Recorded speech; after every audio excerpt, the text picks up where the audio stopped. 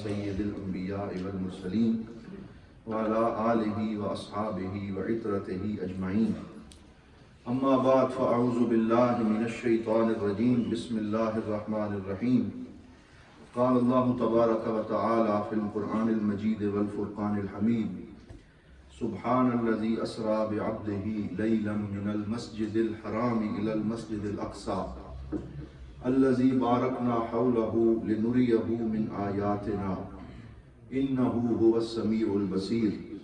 صدق الله مولانا العظيم وبلغنا رسوله النبي الكريم ونحن على ذلك لمن الشاهدين والشاكرين والحمد لله رب العالمين۔ تمام احباب محبت سے شوق سے درود پاک و حضور سرور کونین صلی اللہ علیہ وسلم پیش کریں۔ الصلاۃ والسلام علیک یا سیدی یا رسول اللہ، الصلاۃ والسلام علیک یا سیدی یا حبیب اللہ، الصلاۃ والسلام علیک یا رحمۃ للعالمین وعلی آلک واصحابک یا شفیع المذنبین۔ لائق صد عزت و تکریم جملہ برادران اسلام، الحمدللہ ہم سب جامعہ مسجد امیر السالکین رحمۃ اللہ تعالیٰ علیہ کے پر نور ماحول میں جمعۃ المبارک کے اس اجتماع میں حاضر ہیں۔ دعا ہے اللہ تعالیٰ ہم سب کی یہ حاضری اپنی بارگاہ میں قبول و منظور فرمائے اور ہمیں ماہ رجب کی برکات عطا فرمائے۔ رجب شریف کا مہینہ ہے اور اللہ رب العزت نے 12 مہینوں میں سے 4 مہینوں کو حرمت والے مہینے قرار دیا ہے۔ ارشاد فرمایا ان عدت الشہور عند اللہ 12 شہرا منها 4 حرم۔ فرمایا اللہ رب العزت کے نزدیک حرمت والے مہینے کل 12 مہینوں میں سے 4 ہیں، جن میں سے 4 وہ حرمت والے مہینے ہیں، جن میں سے 3 اگٹھے آتے ہیں اور 1 جدا آتا ہے، یعنی 1 ذوالقعدہ ہے، 1 ذوالحج ہے اور 1 محرم ہے، اور یہ رجب شریف کا مہینہ ہے۔ ان 4 مہینوں کی حرمت یہ تھی کہ تمام تر انبیاء کرام اور بالخصوص حضور نبی رحمت صلی اللہ علیہ وسلم کی امت کو یہ حکم دیا گیا کہ ان کے اندر قتال اور خون ریزی کو منع کر دیا گیا، حتیٰ کہ عرب اگر ان کا آپس میں کوئی جھگڑا بھی ہوتا تو ان 4 مہینوں کے اندر وہ اسے مؤخر کر دیا کرتے تھے اور اس کا احترام کیا کرتے تھے۔ ہمارے صحابہ کرام اور صوفیاء کرام کا یہ منشور اور طریقہ رہا کہ رجب کے مہینے سے رمضان کی تیاری شروع کر دیتے۔ حضور نبی رحمت صلی اللہ علیہ وسلم کی حدیث پاک ہے، آپ نے ارشاد فرمایا اللہم بارک لنا فی رجب و شعبان و بلغنا رمضان۔ جو ہی رجب شروع ہوتا تو حضور صلی اللہ علیہ وسلم یہ دعا مانگتے کہ یا اللہ ہمارے لیے رجب اور شعبان میں برکت عطا فرما اور ہمیں خیر سے رمضان المبارک کی برکتوں تک پہنچا۔ اور حضور صلی اللہ علیہ وآلہ وسلم کی بہت سی احادیث کا خلاصہ اور نچوڑ یہ ہے کہ رجب کے مہینے سے بالخصوص رمضان کی تیاری شروع کی جائے۔ شعبان میں رمضان کے علاوہ سرکار دو عالم صلی اللہ علیہ وسلم کثرت سے روزے رکھتے اور حضور نبی رحمت صلی اللہ علیہ وآلہ وسلم ان مہینوں میں زیادہ ذکر و فکر کا اہتمام کرتے۔ حضرت سیدنا امام غزالی رحمت اللہ تعالی علیہ فرماتے ہیں من لم یزرع فی رجب ولم یسق فی شعبان فکیف لہ ان یحصد فی رمضان، کہ وہ بندہ جو رجب میں نیکی اور تقوی کا بیج نہ بوئے اور شعبان میں اسے پانی نہ دے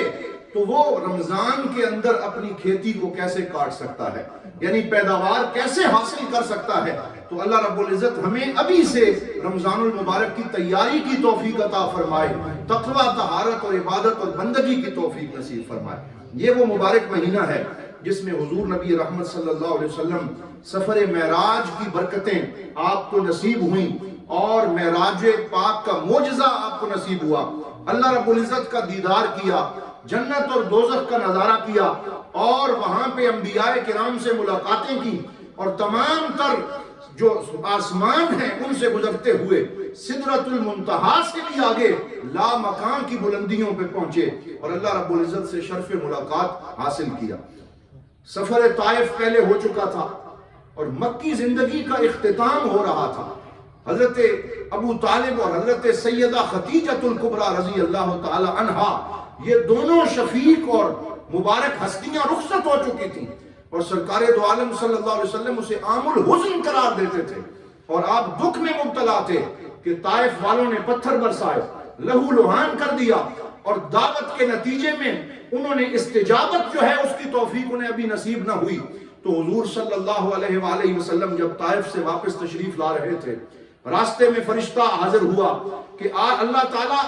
آپ سے یہ فرماتا ہے کہ اگر آپ اجازت دیں تو ان پہاڑوں کو ملا دیا جائے۔ تو اس وقت حضور صلی اللہ علیہ وسلم نے یہ دعا مانگی، اللہم انی اشکو الیک ضعف قوتی وہوانی علی الناس وقلت حیلتی، یا اللہ میں تیری بارگاہ میں اپنی قوت کی کمزوری اور اپنے ہیلے کے کم ہونے اور لوگوں کی طرف سے یہ بے توجہی جو ہے اس کی شکایت تیری بارگاہ میں کرتا ہوں۔ انت رب العالمین، تو سارے جہانوں کا رب ہے، انت رب السماوات والارض، تو سارے آسمانوں اور زمینوں کا رب ہے، انت رب المستضعفین، تو کمزور لوگوں کا رب ہے، وانت ربی، اور تو میرا رب ہے، ان لم یکن بک علی غضب فلا ابالی، یا اللہ اگر تو مجھ سے ناراض نہ ہو اور باقی سارا جہان بھی ناراض رہے، مجھے کسی کی ناراضگی کی پرواہ نہیں ہے، میں تو تیرے چہرے کو راضی کرنا چاہتا ہوں، میں تیری رضا چاہتا ہوں، میں تیری طرف سے رضا کی نعمتیں حاصل کرنا چاہتا ہوں۔ یہ دعا بھی مانگ رہے تھے، آنکھوں سے آنسوؤں کے چشمے بھی جاری تھے۔ اس موقع پہ جنات حضور کے پاس سے ان کا ایک قافلہ گزر رہا تھا، تو انہوں نے جب سرکار کا یہ کلام سنا، جب حضور کی مبارک زبان سے یہ دعا سنی، قرآن کی آیات حضور پڑھ رہے تھے وہ سنی، تو انہوں نے سب سے پہلا وہ وقت تھا جب جنات حضور صلی اللہ علیہ وسلم پہ ایمان لائے، اور اس موقع پہ سورہ جن جو 29ویں پارے میں ہے وہ نازل ہوئی، اور حضور صلی اللہ علیہ وسلم کو ایک تو یہ تسلی دی گئی کہ اگر یہ طائف کے چند لوگ آپ پہ ابھی ایمان نہیں لاتے، آپ پریشان نہ ہو، ہم کائنات کے جن و انس کو آپ کی غلامی میں دیتے ہیں، اور یہ جنات بھی آپ کی غلامی پہ فخر محسوس کرتے ہیں۔ اور اس کے بعد جب سرکار دو عالم صلی اللہ علیہ وسلم مکہ تشریف لائے، تو انہی دنوں میں رجب کے مہینے میں حضور صلی اللہ علیہ وسلم کو معراج کے سفر پہ بلوا کر اللہ رب العزت نے آپ کے مقام سے آپ کو آگاہ فرمایا کہ اگرچہ یہ لوگ ابھی بے توجہی کا شکار ہیں، لیکن اللہ کی بارگاہ میں آپ کا مقام بڑا بلند ہے، اور آپ کو خلوت میں بلایا جہاں کوئی نبی کوئی فرشتہ نہیں تھا، اور اللہ تعالیٰ نے لا مکان کی بلندیوں میں فَقَانَ قَابَ قَوْسَيْنِ او ادنا کے قرب میں اپنے نبی کو اپنے دیدار کا شرف عطا فرمایا۔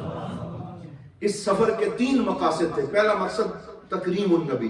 سرکار دو عالم صلی اللہ علیہ وسلم کی عزت افزائی کرنا اور حضور صلی اللہ علیہ وآلہ وسلم کی تکریم کا اظہار کرنا۔ دوسرا مقصد تھا الترویح علی النبی، سرکار دو عالم صلی اللہ علیہ وسلم کے قلب اطہر کو تسلی دینا، اور تیسرا مقصد تھا کہ حضور کے دل میں امت کی جو شفقت اور جو رحمت کا اظہار ہے اس کو مزید جو ہے اس کا اظہار کرنا۔ نعرہ تکبیر، نعرہ رسالت، یا رسول اللہ، نعرہ تاکید، الاسلام زندہ باد، نبی کا جو غلام ہے ہمارا وہ امام ہے، سیدی مرشدی، یا نبی یا نبی۔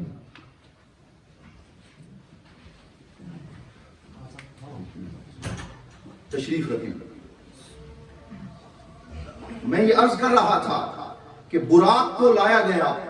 اور حضور صلی اللہ علیہ وسلم کو 70,000 ملائکہ کی بارات کے اندر حضرت جبرائیل امین حاضر ہوئے، اور سرکار دو عالم حضرت ام ہانی کے گھر آرام فرما تھے، جو آپ کی چچا زاد بہن تھی، حضرت سیدنا ابو طالب کی وہ بیٹی تھی، وہاں پہ آپ آرام فرما رہے تھے، تو وہ حاضر ہوئے۔ سرکار دو عالم صلی اللہ علیہ وسلم کے قدمین کا اپنے کافوری لبوں سے بوسہ لیا، حضور صلی اللہ علیہ وسلم کو فرمایا ان اللہ مشتاق الی لقائک، یا رسول اللہ، اللہ تعالیٰ آپ کی زیارت اور آپ کی ملاقات کی آپ کو دعوت پیش کر رہا ہے، تشریف لائیں۔ حضور صلی اللہ علیہ وسلم خانہ کعبہ تشریف لائے اور وہاں آپ نے طواف کیا، پھر شق صدر کا وہ معجزہ اور واقعہ ظہور پذیر ہوا، سرکار دو عالم کے قلب اطہر کو نکالا گیا، آب زمزم سے اور آب کوثر سے اسے دھویا گیا، پھر سرکار دو عالم کے دل کو اللہ کی اس ملاقات کے لیے تیار کیا گیا۔ پھر آپ براق پہ سوار کیے گئے اور سرکار دو عالم صلی اللہ علیہ وسلم فرماتے ہیں دابۃ فوق الحمار ودون البغل، کہ وہ ایک ایسی سواری تھی جو عام یہ جو دراز گوش ہوتا ہے اس سے تھوڑی بڑی اور خچر سے قد میں تھوڑی چھوٹی، درمیانے قد کی وہ سواری تھی، سفید اس کا رنگ تھا اور اس کا قدم وہاں پہ پڑتا تھا جہاں انسان کی نظر پہنچتی ہے، اور مجھے اس سواری پہ بٹھا کے مسجد اقصی پہنچایا گیا اور وہاں تمام انبیاء کرام نے حضور صلی اللہ علیہ وسلم کی اقتداء میں نماز ادا کی۔ اور حضور صلی اللہ علیہ وسلم فرماتے سیدنا جبرائیل ہوا، وہ میرے ساتھ تھے سفر میں،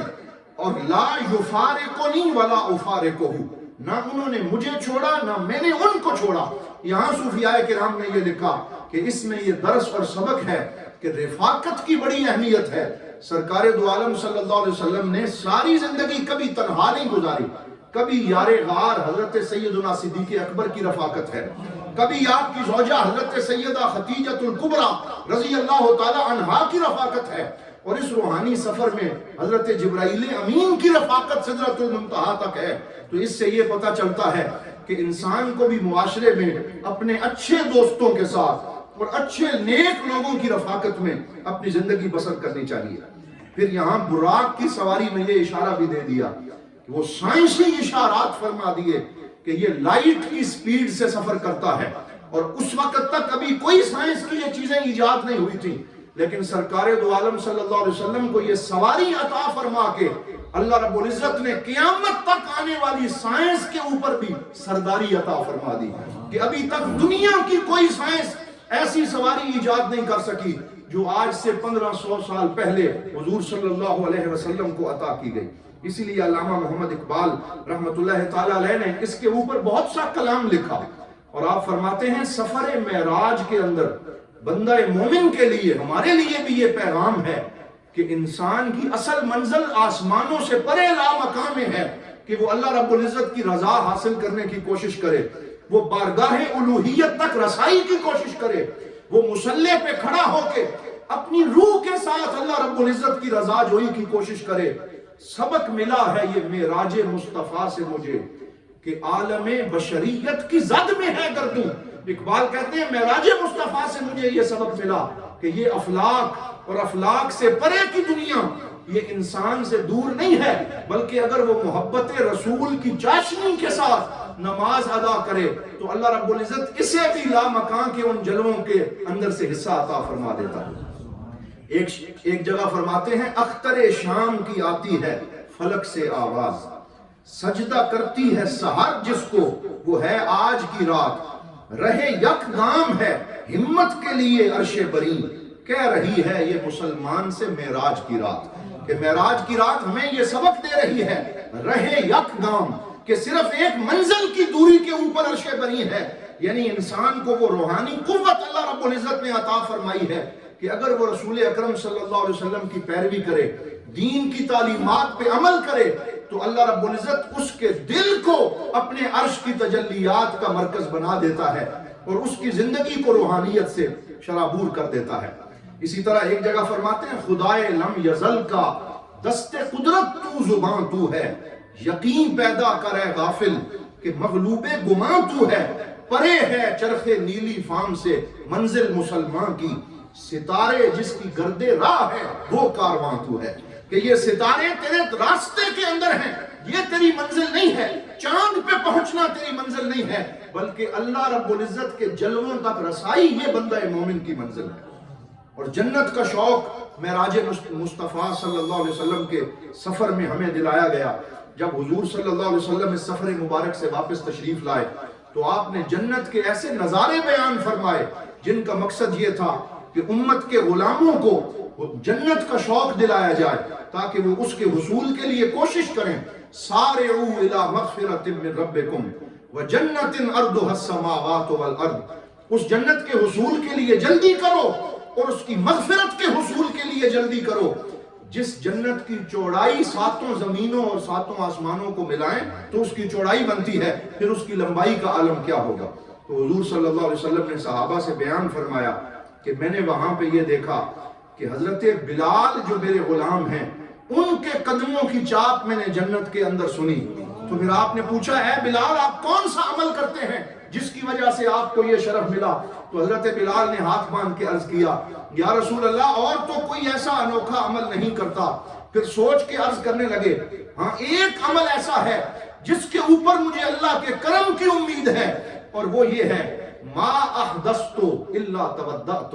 میں جب بھی بے وضو ہوتا ہوں میں انتظار نماز کا نہیں کرتا، میں فوراً طہارت کی نیت سے وضو کر لیتا ہوں۔ سرکار نے فرمایا فَبِذَالِكَ یا بلال، یہ جو تو ہر وقت پاکیزہ رہتا ہے اس کی وجہ سے اللہ نے تجھے یہ شان عطا فرمائی ہے کہ تو چلتا مدینے میں ہے اور تیرے قدموں کی چاپ جنت کی بلندیوں پہ سنائی دیتی ہے۔ تو انسان کو طہارت میں رہنا چاہیے، پاکیزہ رہنا چاہیے۔ پھر حضرت سیدنا عمر فاروق کے بارے میں بیان فرمایا کہ مجھے جنت کا نظارہ کروایا گیا اور وہاں بہت سے میں نے محلات دیکھے، ایک محل بہت خوبصورت تھا، سب سے دیدہ زیب تھا۔ میں سوچنے لگا یہ کس کا ہوگا؟ حضرت جبرائیل سے پوچھا یہ کس کا ہے؟ تو کہا گیا یہ لرجل من قریش، یہ قریش کے ایک بندے کا ہے۔ تو آپ فرماتے ہیں میں نے دل میں سوچا کہ قریش کا سردار تو میں ہوں، یہ میرے لیے ہوگا۔ بتایا گیا آپ کا مقام تو وراء الورا ہے، یہ آپ کے غلام عمر بن خطاب کا محل ہے جو ان کے آنے سے پہلے جنت میں تیار کر دیا گیا ہے۔ تو اس طریقے سے سرکار نے جنت کا اور اللہ کی رضا کا شوق سفر معراج کے اندر دلوایا، اور پھر یہ بھی بتایا کہ ہر آسمان پہ ایک نبی سے ملاقات ہوئی۔ پہلے آسمان پہ حضرت سیدنا آدم جو تمام انسانیت کے والد ہیں وہ موجود تھے، انہوں نے مجھے خوش آمدید کہا۔ دوسرے آسمان پہ حضرت عیسیٰ اور حضرت یحییٰ علیہ السلام تھے۔ تیسرے آسمان پہ حضرت سیدنا یوسف علیہ السلام تھے۔ چوتھے آسمان پہ حضرت ادریس علیہ السلام تھے۔ پانچویں آسمان پہ حضرت یحییٰ، اور چھٹے آسمان پہ حضرت موسیٰ علیہ السلام۔ اور جب میں ساتویں آسمان پہ پہنچا تو بیت المعمور جو خانہ کعبہ کے بالکل عین اوپر سدرۃ المنتہا کے پاس ہے، اور وہ بیت المعمور وہاں خانہ کعبہ کی ایکسٹینشن ہے اور وہاں موجود ہے، تو میں نے وہاں دیکھا کہ بیت المعمور کے نورانی وجود کے ساتھ جد الانبیاء خلیل اللہ حضرت ابراہیم علیہ السلام ٹیک لگا کے بیٹھے ہوئے۔ تو یہ منظر کیوں دکھایا گیا؟ علماء فرماتے ہیں اللہ تعالیٰ کسی کے کام کا بہترین بدلہ عطا فرماتا ہے۔ کیونکہ خانہ کعبہ حضرت ابراہیم علیہ السلام نے تعمیر کیا تھا تو ان کو یہ بدلہ دیا گیا کہ وہ خانہ کعبہ کے اوپر بلندی پہ بیت المعمور کے ساتھ ٹیک لگا کے بیٹھ کے اللہ کا ذکر کر رہے ہیں۔ انہوں نے حضور کا استقبال کیا، اور پھر سرکار دو عالم صلی اللہ علیہ وسلم سے آپ فرمانے لگے کہ آپ جب واپس تشریف لے کے جائیں تو اپنی امت کو میرا سلام دیجئے گا اور انہیں کہیے گا فَأَخْبِرْهُمْ أَنَّ الْجَنَّةَ طَيِّبَةُ التُّرْبَةُ عَذْبَةُ الْمَاءِ، کہ جنت کی مٹی بڑی پاکیزہ ہے، اس کا پانی بڑا میٹھا ہے اور اس کی زمین بڑی ہموار ہے، اور اگر تم اس میں اپنے لیے درخت اور باغات لگانا چاہتے ہو تو اپنی امت سے کہیں وہ یہ کلمات پڑھا کریں، سبحان اللہ والحمدللہ ولا الہ الا اللہ واللہ اکبر۔ یہ وہ وظیفہ ہے جو معراج کی رات حضرت ابراہیم علیہ السلام نے پوری امت مسلمہ کے لیے عطا فرمایا کہ امت مسلمہ کے افراد اس کلمے کا ورد کریں، اللہ کا ذکر کریں تو اللہ رب العزت انہیں جنت کی ابدی بہاریں عطا فرمائے گا۔ تو یہ وہ معراج پاک کے واقعات ہیں جن کو یہاں پہ ذکر کیا گیا۔ آخر میں صرف میں یہ عرض کرنا چاہتا ہوں کہ پھر حضور صلی اللہ علیہ وسلم جب مسجد اقصیٰ میں تمام انبیاء کی امامت فرما رہے تھے تو اللہ تعالیٰ ارشاد فرماتا ہے الذی بارکنا حولہ، کہ وہ مسجد اقصیٰ جس کے ارد گرد ہم نے برکتیں رکھی ہیں، اور وہ برکتیں کیا ہیں؟ حضور ضیاء الامت رحمت اللہ تعالیٰ علیہ نے تفسیر ضیاء القرآن شریف میں بھی اس کی تفسیر میں لکھا کہ وہ آثار انبیاء اور مزارات انبیاء ہیں جو کہ مسجد اقصیٰ کے ارد گرد موجود ہیں۔ حضرت سیدنا یعقوب علیہ السلام، حضرت موسیٰ علیہ السلام، حضرت سیدنا یوسف علیہ السلام اور دیگر کئی انبیاء کے مزارات مسجد اقصیٰ کے ارد گرد ہیں، اور اللہ رب العزت نے فرمایا الذی بارکنا حولہ، کہ مسجد اقصیٰ کا اندر بھی برکت والا ہے، مسجد اقصیٰ کے ارد گرد کا ماحول بھی برکت والا ہے، وہ کیوں برکت والا ہے؟ کہا وہاں پہ اللہ کے نبیوں کے مزارات ہیں۔ تو پتا چلا یہ آثار انبیاء، یہ کوئی ایسی شے نہیں ہے کہ جس کی طرف توجہ نہ دی جائے، بلکہ یہ وہ شے ہے جس کے اندر اللہ رب العزت نے برکتیں رکھی ہیں، اور جو بندہ ان مزارات پہ حاضری دیتا ہے اس کو ان برکتوں میں سے حصہ عطا کیا جاتا ہے۔ تو آثار انبیاء کی اہمیت کا ذکر کیا گیا، اور اللہ رب العزت یہ چاہتا ہے کہ ہر بندہ اس دنیا میں اپنا کوئی اثر چھوڑ کے جائے۔ یہاں تک سورہ یاسین میں فرمایا گیا نحن نکتب ما قدموا وآثارہم، کہ ہم ہر بندے کے آثار کو بھی لکھ لیتے ہیں، اور اس کی مفسرین فرماتے ہیں آثار سے مراد ان کے قدموں کے نشان ہیں۔ جب بندہ مسجد کی طرف قدم اٹھاتا ہے اللہ رب العزت اس کے وہ قدم بھی محفوظ کر لیتا ہے، اور اس کے اوپر بھی قیامت کے دن اس کو اجر عطا کیا جائے گا۔ پھر صفا مروہ، پھر یہ آثار انبیاء، پھر مقام ابراہیم، یہ ساری وہ برکت والی جگہ ہیں جن کا اس آیہ پاک کے اندر ذکر کیا گیا۔ پھر ایک سسٹم اور نظام حیات کا ذکر کیا گیا کہ یہ کوئی ایسے نہیں ہے کہ بالکل جو ہے وہ اچانک یہ واقعہ پیش آ گیا، بلکہ اس کی ہر شے طے شدہ تھی۔ حضرت جبرائیل علیہ السلام فرماتے ہیں جب پہلے آسمان پہ پہنچے، حالانکہ سارا انتظام سرکار کے لیے تھا، پورے کا پورا ٹریک بنایا گیا تھا، لیکن اس کے باوجود فوراً دروازہ نہیں کھولا گیا، بلکہ پہلے دروازے پہ دستک دی۔ پوچھنے والے نے پوچھا کون ہے؟ حضرت جبرائیل امین نے فرمایا میں جبرائیل ہوں۔ پوچھا گیا آپ کے ساتھ کون ہے؟ کہا گیا معی محمد الرسول اللہ، میرے ساتھ محمد رسول اللہ صلی اللہ علیہ وسلم، محمد عربی صلی اللہ علیہ وسلم ہے۔ پھر سوال کیا گیا کیا وہ خود آئے ہیں یا آج ان کے لیے دعوت بھیجی گئی ہے؟ حل ارسل لہو، تو حضرت جبرائیل امین نے فرمایا آج یہ مہمان خاص ہیں اور ان کے لیے دعوت بھیجی گئی ہے۔ پھر دروازہ کھولا گیا۔ اس سارے اہتمام کی کیا ضرورت تھی جب اللہ رب العزت کی کائنات ساری کا مالک وہ ہے، یہ سارے راستے اسی کے بنائے ہوئے ہیں۔ پھر روکا گیا، پوچھا گیا، پھر پروٹوکول کے تحت ہر آسمان سے آگے انٹری دی گئی، یہ بتانے کے لیے کہ کائنات کا ایک محکم نظام اللہ رب العزت نے وضع کر رکھا ہے، اور جو بندہ زندگی نظام کے تحت گزارتا ہے وہ کامیاب ہوتا ہے، اور جو بے ہمدم زندگی گزارتا ہے اسے کبھی کامیابی نصیب نہیں ہوتی۔ آج آپ دیکھیں یورپ کا معاشرہ جو ہے وہ ایک نظام کے تحت چل رہا ہے، اگرچہ کفر، شرک اور فسوق ہر شے موجود ہے، لیکن ایک نظام ہونے کی وجہ سے وہ کامیابی کی طرف جا رہے ہیں، اور ہمارے معاشروں میں اس نظام حیات کی کمی ہونے کی وجہ سے ہم آگے نہیں بڑھ پا رہے۔ تو اس نظام قدرت کی طرف بھی اشارہ کر دیا گیا، اور پھر نماز کا تحفہ دیا گیا، 50 نمازوں کا تحفہ۔ اور آپ جانتے ہیں کہ پھر حضرت موسیٰ علیہ السلام سے عرض کروایا گیا، اور 50 نمازیں کم ہو کے 5 رہ گئیں، لیکن اللہ رب العزت نے کرم فرمایا آپ کی امت 5 نمازیں پڑھے گی، لیکن ان کو 50 نمازوں کا اجر عطا کر دیا جائے گا۔ آپ کبھی سوچیں اگر یہ 50 نمازیں ہوتی اور انسان اس طرح نیت کر رہا ہوتا کہ میں 12 رکعت ظہر کی نیت کرتا ہوں یا 32 رکعتیں عصر کی نیت کرتا ہوں، اور اس طریقے سے بے شمار رکعات ہوتی، اور انسان رات کو سونے لگتا اور اس کی 40-42 رکعتیں باقی رہ جاتی، اور وہ یہ بوجھ لے کے سوتا، زندگی کتنی مشکل ہو جاتی۔ لیکن اللہ نے کتنا کرم فرمایا، تیسیر فرمائی، آسانی فرمائی، امت مسلمہ کو راحت کا سامان دیا کہ تم 5 نمازیں پڑھو گے، اللہ رب العزت ہر روز تمہیں 50 نمازوں کا اجر اور ثواب عطا فرمائے۔ یہ ساری وہ برکتیں ہیں جو معراج مصطفیٰ صلی اللہ علیہ وسلم کے اس سفر میں رکھ دی گئی ہیں۔ ہم دعا کرتے ہیں کہ اللہ رب العزت ہمیں سفر معراج کی ان برکتوں سے حصہ عطا فرمائے، اور سرکار دو عالم صلی اللہ علیہ وسلم کی سیرت پاک پر عمل کرنے کی توفیق عطا فرمائے۔ وآخر دعوانا